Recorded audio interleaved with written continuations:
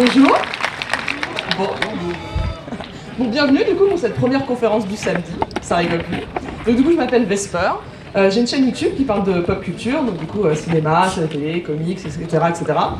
Pour celles et ceux qui ne me connaissent pas mais qui se disent j'ai quand même déjà vu sa tête quelque part, l'année dernière j'étais là-bas, j'étais au milieu là par terre avec par terre, peut-être pas, j'étais debout, avec le capitaine du Nexus 6 et on avait fait une conférence sur les uchronies. Donc voilà, comme ça vous aide un peu à vous resituer tout ça. Donc du coup, quand même, en parlant de cette conférence, je parle fort. Alors, en parlant de conférence, donc en fait, je vais commencer celle-ci par vous faire une petite confession.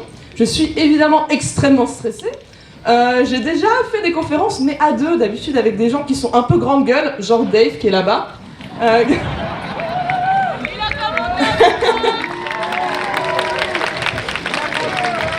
Non, mais d'habitude c'est sympa parce que quand j'ai un trou que je stresse, je regarde mon interlocuteur et il fait une petite vanne et du coup, hop, ça va mieux. Il enchaîne, j'enchaîne, tout va bien. Et là, du coup, comme je suis toute seule, je peux compter que sur ma grande gueule à moi. Donc, on va voir. Exactement. Donc, du coup, voilà, j'ai pas fait ça depuis le lycée, je pense. Donc, soyez indulgents. Je présente ça donc du coup avec mes petites notes, avec mon stress. Donc voilà. Donc, ce n'est pas une présent.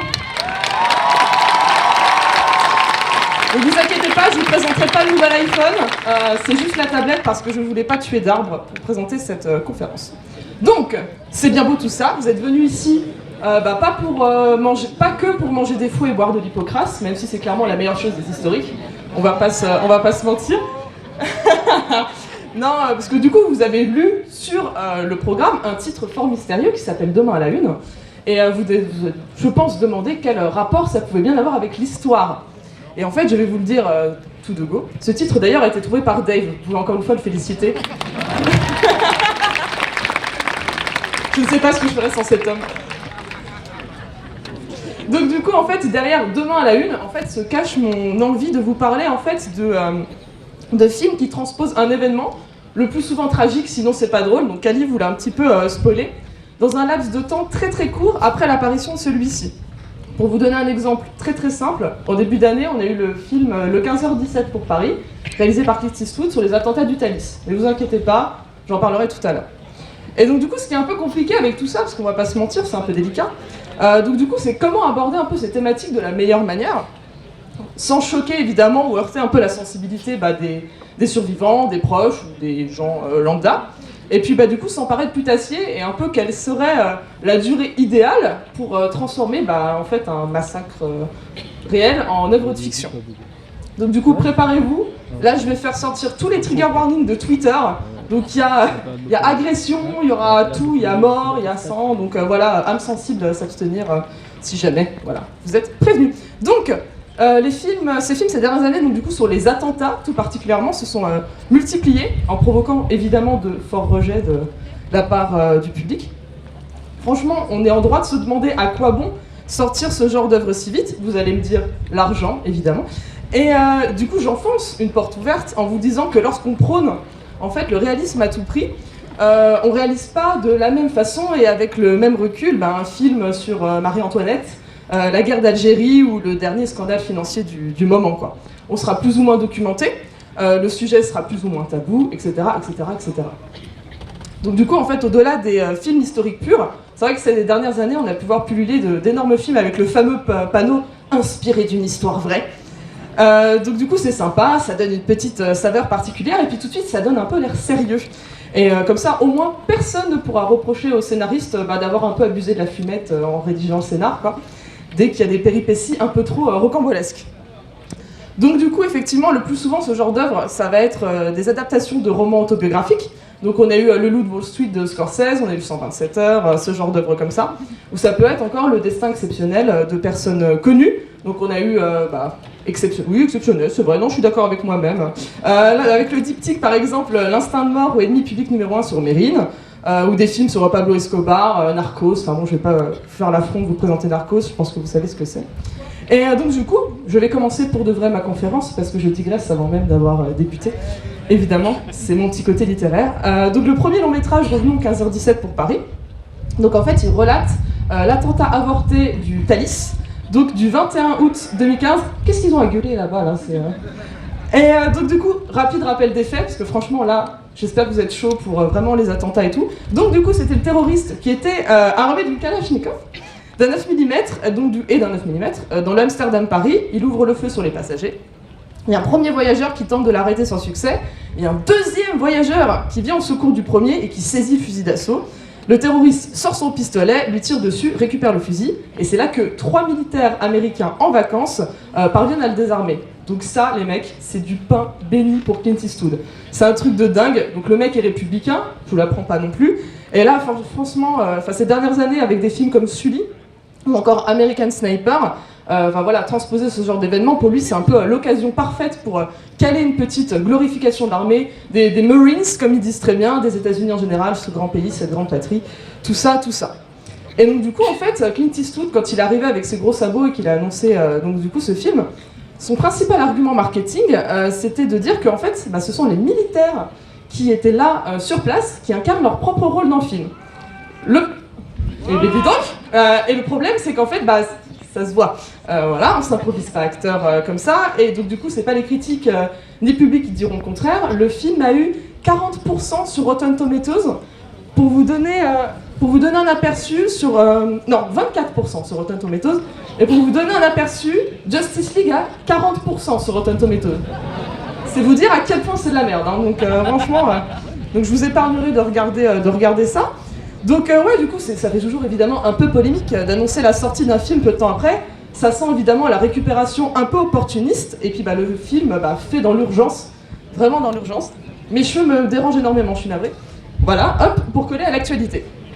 Et c'est même dangereux en fait, parce que du coup, à la vitesse où va la justice, le film sort et se retrouve à entraver la justice, parce qu'évidemment le procès n'est pas terminé, vous connaissez la rapidité du système judiciaire français et autres.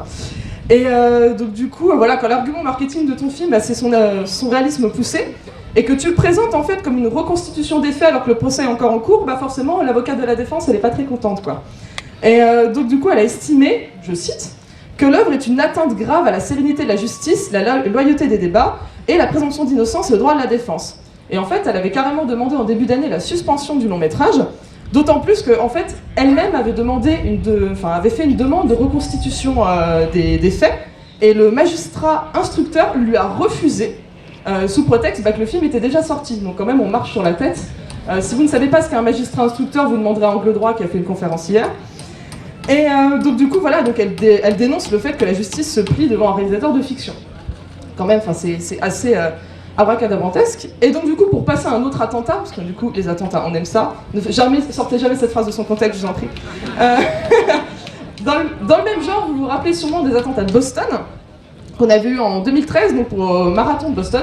Et en fait, l'année dernière, en 2017, on a eu 2 films qui sont sortis sur le double attentat du marathon de Boston. Donc on a eu Trek à Boston de Peter Berg et Stronger de David Gordon Green, et tous les deux qui avaient des approches assez différentes et qui sont tous les deux tirés de mémoires de personnes ayant vécu le drame. Donc pour rappel, c'était 2 bombes qui avaient explosé près de la ligne d'arrivée à quelques secondes d'intervalle. Donc Track à Boston, en fait, c'est un film avec Mark Wahlberg, qui est lui-même originaire de Boston. Et c'est un film d'action en fait qui inclut des scènes d'archives. Donc il va obtenir des critiques plutôt positives aux États-Unis. Par contre en France, on va lui reprocher son patriotisme exacerbé, évidemment.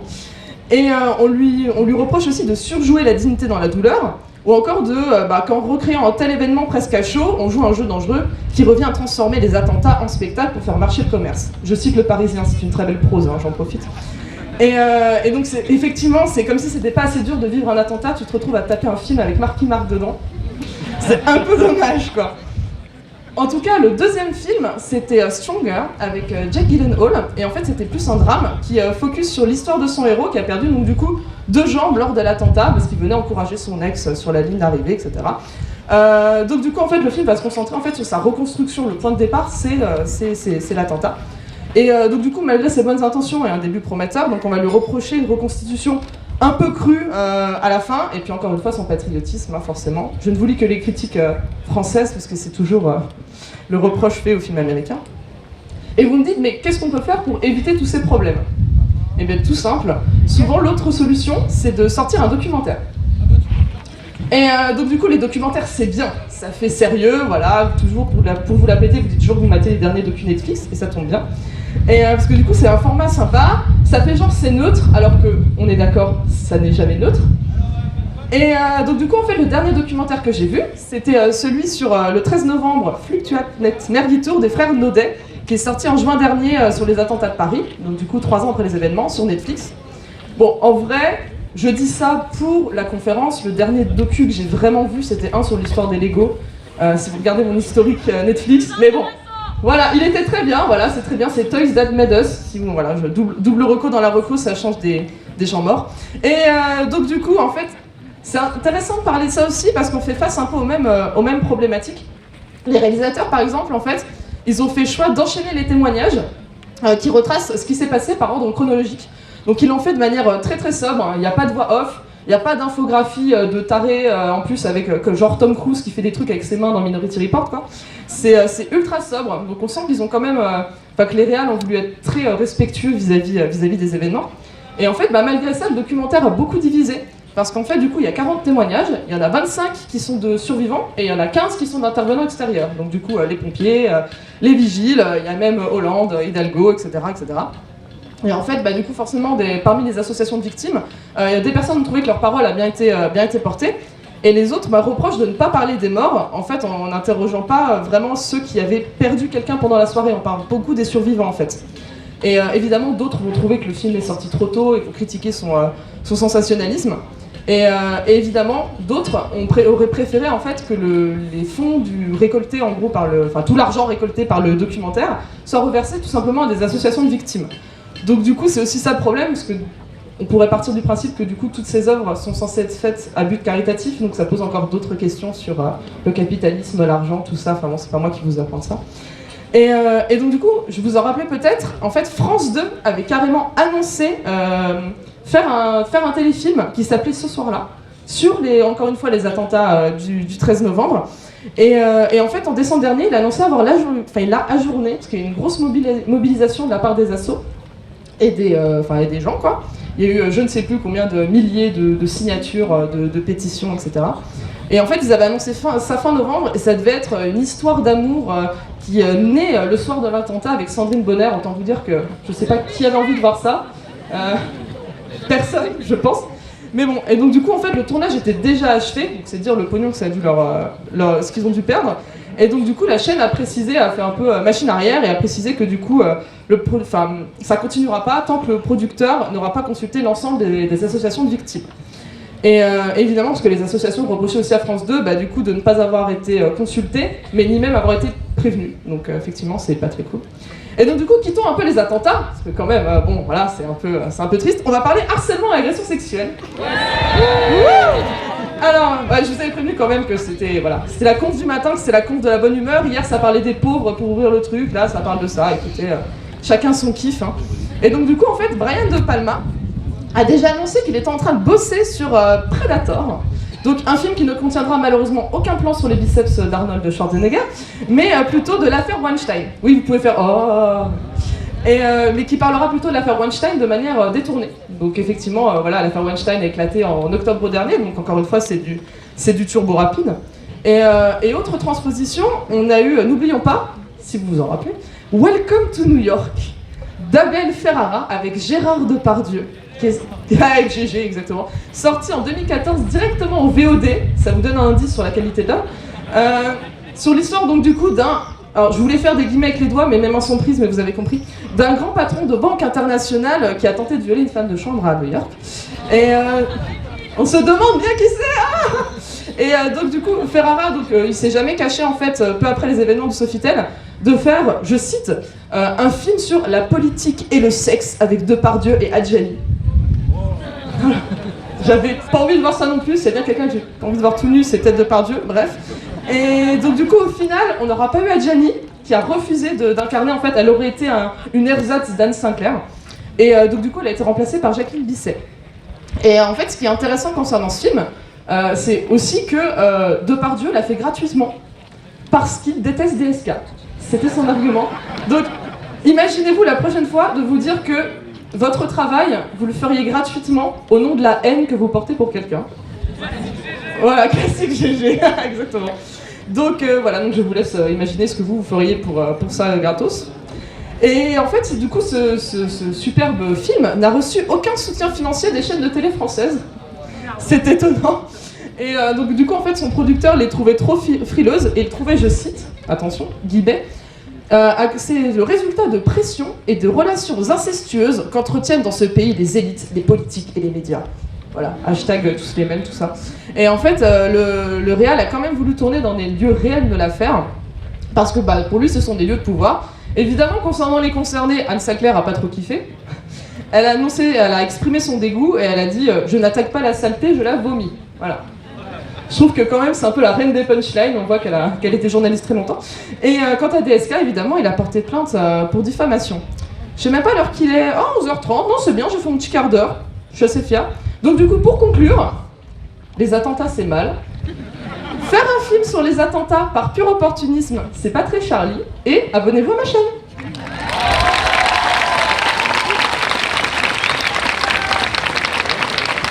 C'est incroyable comme tu arrives à éliminer toutes les matinées, quoi. Merci beaucoup, Esther.